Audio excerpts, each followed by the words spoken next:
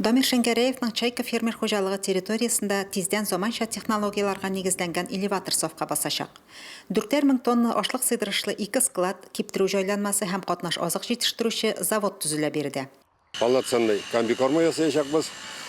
Монда була гранулярный корм, монда була отпаренный дип әйтәбез инде. Теге бөтен таләпләргә туры килә торган, кирәк булган фермерлар өчен дә җитәчәк бу. Авыл хуҗалыгын җитештерүчеләргә сыер малын кирәк була, казмы, үрдәкме, бройлермы, бөтенесенә дә рецепт буенча инде.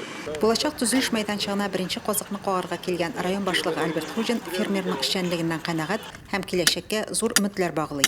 Современный бүгенге көнгә таләпләргә туры килә торган комбикормовый завод салырга инде бүген нигез салдык. Беренче колышка каптык. Кушчылыкка таралырга тагында бер мөмкинчелек бирәчәк. Инде кече фермерларга да сатырга мөмкинлек булачак. Аның инде бәясе дә каяндыр Чаллыдан алып кайтканчы безнең транспорт өлеше бит инде ул тоже бик күп ала.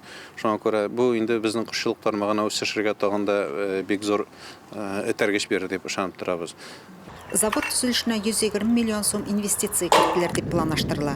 Зур суммаларда дәүләт ярдәме кергән җирдә эшләр өчен тагын да зуррак мөмкинлекләр ачыла. Бу эш урыннары җитештерү әйләнеше дә артачак дигән сүз. Найла Салахова, Динар Нуртдинов, Мөслим телевидениесе.